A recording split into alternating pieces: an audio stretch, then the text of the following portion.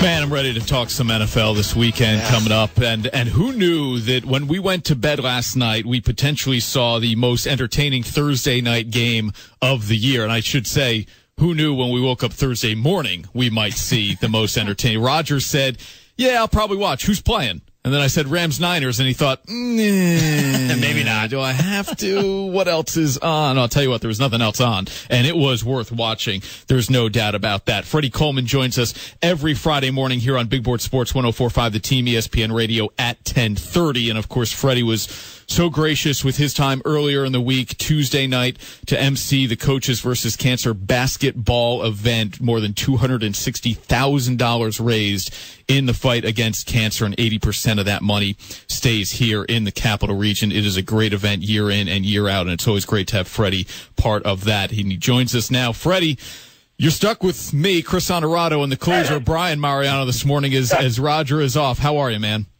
I'm good, boss, man. It was a pleasure to meet you earlier this week at Coaches versus Cancer, and the fact that we were able to pull together as an Albany family and community and raise that kind of money shows exactly the strength of what we're able to do year in and year out with Coaches versus Cancer. And my two colleagues at News Channel 13, Ashley Miller, Jason Goff, were thrilled to meet you as well, Freddie. But, just kind of I was driving in this morning thinking, Freddie gets off the air at 2 a.m. When does the head hit the pillow? And now you're with us at 10:30 in the morning. Well, one of the things that I guess you could say it's a blessing and a curse is that I don't need a lot of sleep. So usually I'm up by about 9:30. I may still be in bed, but I usually have awakened by that time. So I never worry about trying to make up for it if I get a nap here and there. Maybe I made a deal with the devil, or maybe I have a pitchfork somewhere. I don't know. But I've been able to do that for a long, long time. All right, quick thought on last night's game, 41-39 as both teams light up the scoreboard. I thought Jared Goff looked really good, made some nice throws, and maybe not, but maybe some people were too quick to judge on last year's number one overall pick. What did you think of last night's game?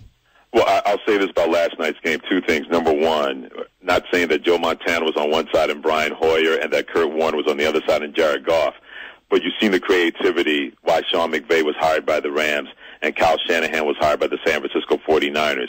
If we continue to get this from these two teams, that they get better and better players around them and have that kind of offensive creativity, that'll be really cool to see in that division between those two teams.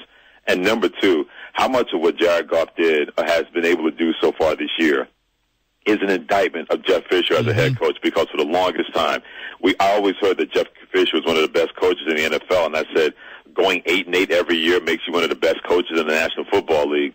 Sean McVay has done something in 3 games that it took 5 years for Jeff Fisher to do, and that's have the Rams score 40-plus points in a game. He's done it twice in his 3 games as a Rams coach, and it took 5 years for Jeff Fisher to do that.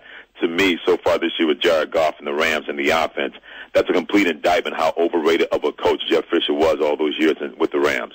Freddie, we go from one team that's scoring 40 points a game to my Giants, who can't score any points at any point so far this year. But should I be hitting the panic button already as a Giants fan after these first 2 games, especially now playing Philly this weekend?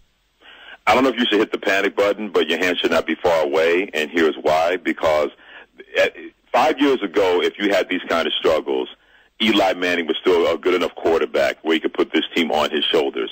At this point in his career, he can't do that. Not saying he can't do it for 1 or 2 games, but asking him to do that for a great stretch and really rally around that, he's not that kind of quarterback now. He is an aging quarterback who still can do some things, but not the way he used to.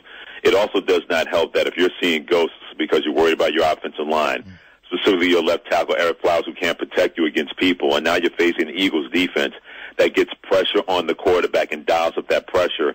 If you're Eli Manning, how much of that is going to be in your mind worrying about if I'm going to get that kind of protection?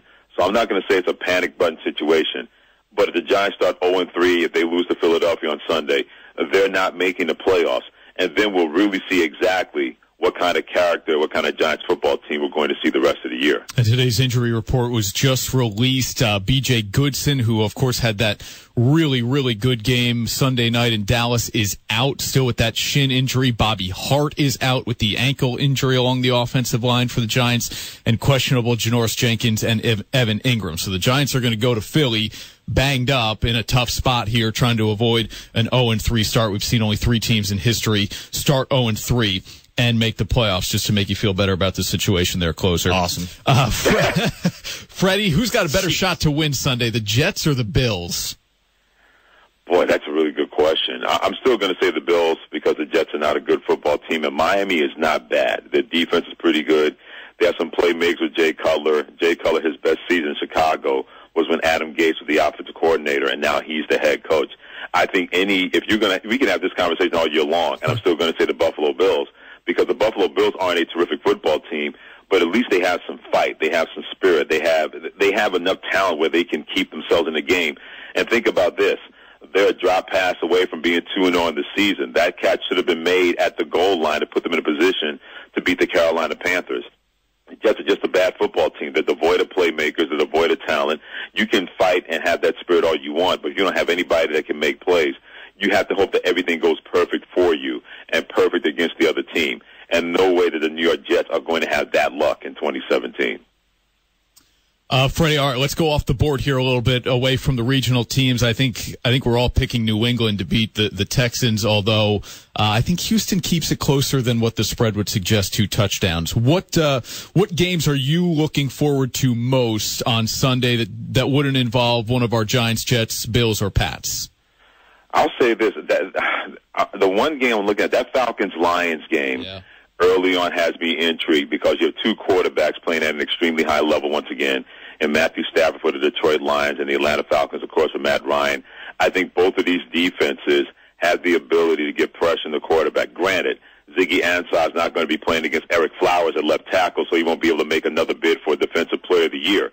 But he's going to get some pressure on Matt Ryan. And the Falcons' defense, younger and faster, even than they were last year, with playmakers in the secondary.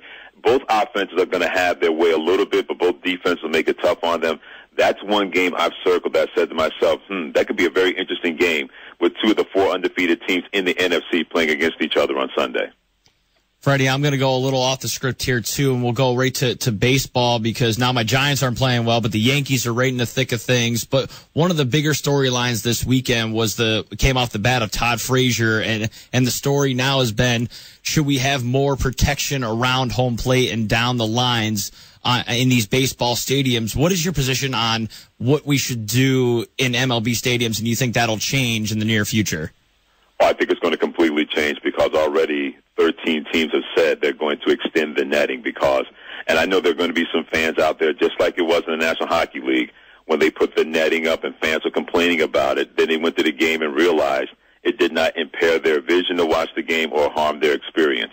The same thing is going to happen with Major League Baseball. You look at the netting and you're going to say, what is this? And then all of a sudden you're not even going to notice it because you're going to be paying attention to the game. I think the one concern that Major League Baseball may have to worry about, there may be more of an outcry from fans that don't want it compared to fans in the National Hockey League. And those are the patrons that are paying their money that is funding your league. So I wonder how they're going to handle that. If there are enough people that are going to say, we don't want the netting, and people have to pay closer attention to what's going on when the ball is in play, then we'll see what Major League Baseball is going to do about it. But if I'm Major League Baseball, I put the nets up. And if the fans get used to it, great. If the fans don't get used to it and complain about it, you know what that's going to mean. If they don't want to come see your baseball team play, there are going to be plenty of other people that will want those tickets that don't care about the netting, but they're going to care about being safe. So I think Major League Baseball is really going to be proactive instead of more reactive, what we've seen when it comes to nets being up and the safety of the fans. Look, people used to complain about power lines in neighborhoods, right? And then you see them so much you don't even notice them anymore. And now when you build new home developments, you have these big green boxes that house all the electrical equipment in your front yard. And you hate the way it looks, but guess what? You get over it after a few months. And I'm with you. I think the netting people will see through it and forget all about it. Freddie, when Roger isn't here, I get to ask weird questions. So. Okay. Tell me, what are you watching or reading that everybody else should be on? Oh, that's a really good question. I'm reading this book about Prince called Dig If You Will, the Picture. That's a really behind-the-scenes look about Prince and about his career and his relationships with people. And I know it's still weird to be in a world where we have no Prince, no David Bowie, no Michael Jackson. It's still weird to be in that kind of world without those 3 icons. But I've had a chance to pick up that book, and it's a really fascinating read from a guy that never allowed anybody to know about his persona, never had to worry about listening or finding out about his relationships, and having people speaking on the record now that he's no longer here. It's a really cool book. Dig, if you will, the picture. All right. I like it. Cool. Freddie, thanks for the time, man. Get some rest, and, of course, we'll be hearing you tonight. Sounds good, my friends. You guys have a great weekend and enjoy the football, too.